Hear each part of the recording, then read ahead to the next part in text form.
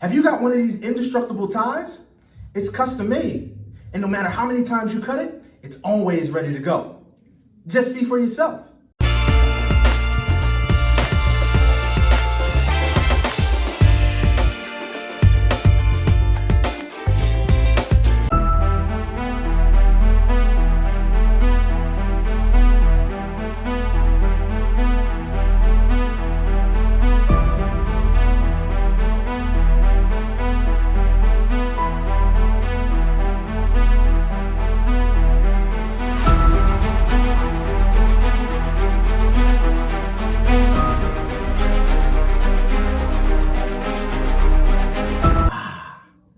That's perfect. Now, I gotta figure out how to sell it. I got an idea. Hey, would you like to buy an indestructible tie? It's paper. Magic paper? Prove it. Let's see. How tall are you? That tie looks a bit long. That's halfway. You don't want to cut it that much. Don't worry, this tie is indestructible.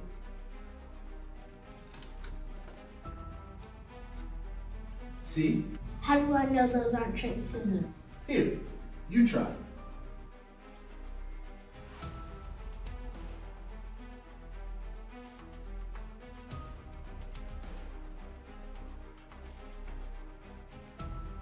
Okay, Mr. Wizard, what if I cut it here? Oh, it's a tiny tie. Okay, I'll take one. Sorry, fresh out.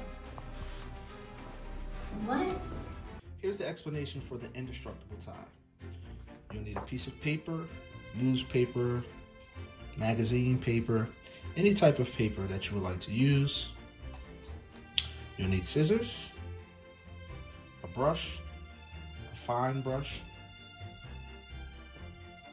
You'll need rubber cement. You'll also need baby powder. Now this effect is also known as clip-o. So you can take what I teach you here and you can use it in any way you like.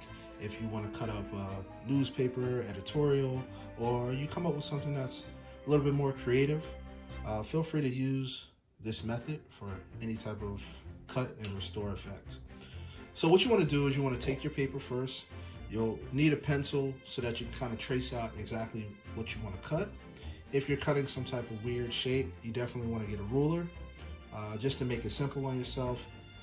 Starting out, you just want to draw a straight line down as best you can. If you have a ruler, use a ruler. But just for demonstration purposes and explanation purposes, I'm just going to draw a straight line down as even as possible. So you guys can see here we have a line, sort of like just like a runway there right down the middle. All right. Then you want to cut that out. So you're going to take your scissors and cut that runway out just like so. Try to make it as even as possible. If you see that your line is a little crooked, don't worry about it. Just try to cut it as even as possible. Doesn't have to be exact, but you don't want it to be a big difference. If you do a shape that is maybe narrow at the top and large at the bottom, when you're performing this effect, it won't affect it at first until it gets to that point where the two sizes kind of meet. And then when you go to restore it, you'll be on the narrow part and you'll be trying to restore the larger or wider part, and it'll come out kind of weird. Okay, so after you cut out your shape, you can set your scissors to the side. You're not going to need that until you're cutting and restoring. So now you've got your shape. I have here an elongated rectangle or strip, runway, whatever you want to call it. Okay, so once you have whatever shape that you're going to be cutting and restoring, this is exactly how you use the rubber cement and the powder, because this is what creates the adhesiveness so that when you cut, it automatically sticks to one another and restores itself. So the first thing you want to do is you want to put the rubber cement down first. Now, the rubber cement will go down first and then the powder will go down second. Just as an FYI, you want to make sure that the rubber cement is completely dry before you add the powder. Also, as a bonus, if you can find fine powder, it works a lot better, because sometimes this powder comes out in clumps and it may stick to the paper a little heavier in some spots than others, and that'll sometimes give you more of a white film instead of just like an even powder dust look.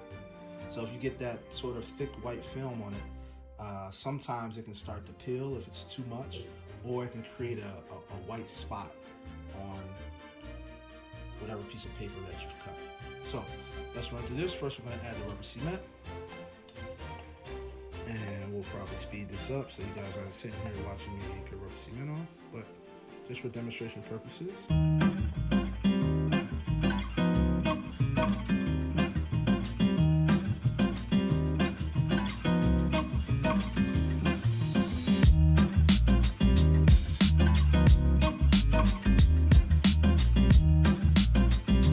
Okay, now you do want to wait till it is as dry as possible, really completely dry, but just so you guys can see how it works. Once the rubber cement is dry, you then want to take your powder, try to find fine powder. This one is a little harder to work with. You're just going to sprinkle a little bit of powder over where the rubber cement is, and then you're going to take your brush and you're going to just do a white back and forth type motion.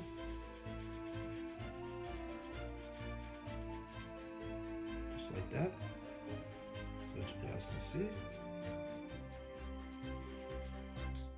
All right.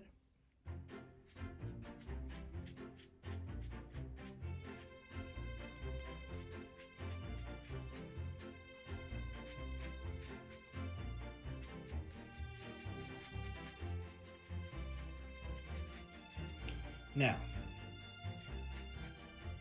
after you've done that the first time, you're going to kind of give it a moment to dry, to settle, and then you're going to do it a second time. So you have to do the rubber cement and the powder 2 times on both sides. So now that we've done this side, we're going to flip over and we're going to do the other side.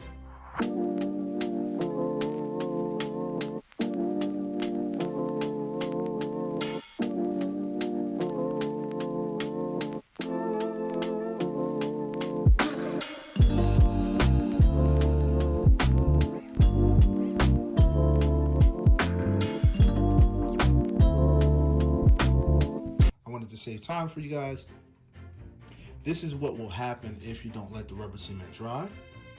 You'll get this. So it's a good thing that this happens so you guys can see exactly what happens when you don't let the rubber cement dry. You'll get this kind of effect. And that's exactly what will happen. Okay? So you want to make sure that it dries, just to give you guys an example of what it looks like if you don't let it dry. It'll start to clump up on you and it creates this the glue is actually coming off of the paper.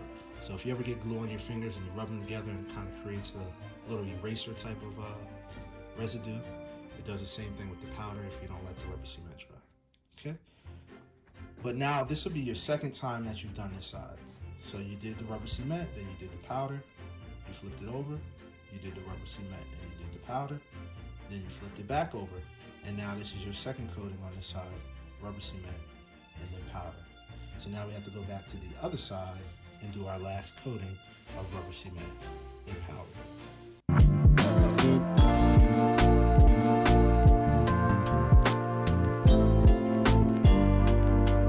Once again, you only need to coat the paper or whatever you choose to use where you're going to be cutting it and restoring it. So now that you've done 2 coatings on both sides, you're ready to go.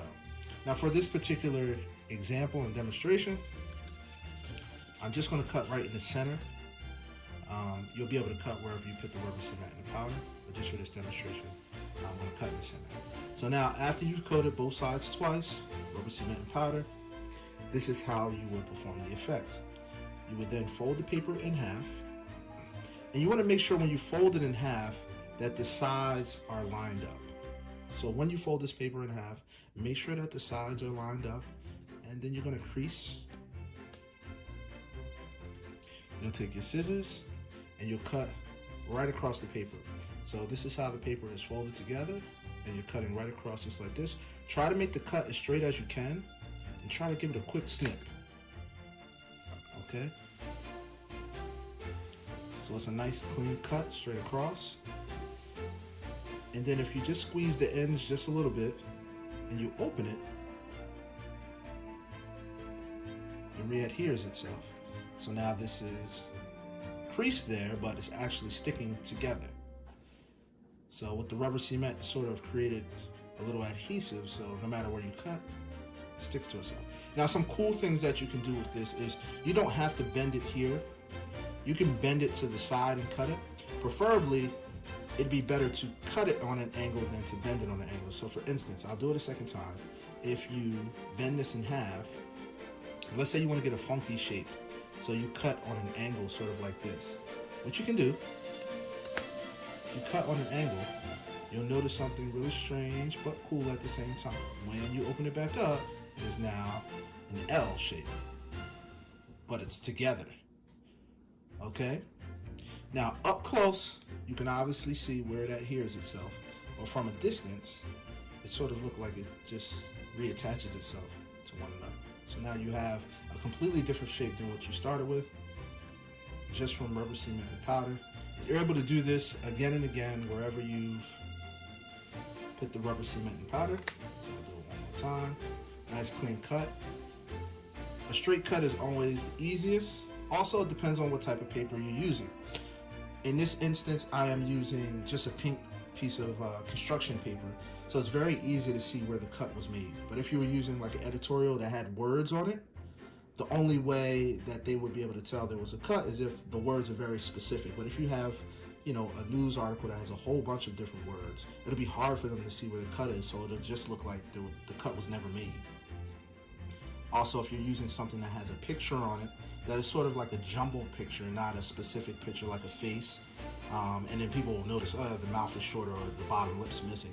But if you kind of get like a bunch of shapes on a piece of paper and you go to cut that piece of paper, no one will recall, hey, there used to be a circle here, or used to be a square here. So it really depends on what you're using for this effect. But this is the explanation for the Indestructible Tie, also known as Clippo. So I'm really glad that you guys took the chance to watch our video here on YouTube and come on over and learn how this is done. Be sure to stay tuned. Next Wednesday, we'll have a new video for you. Until next time, here's an unusual thought I'd like to leave you with.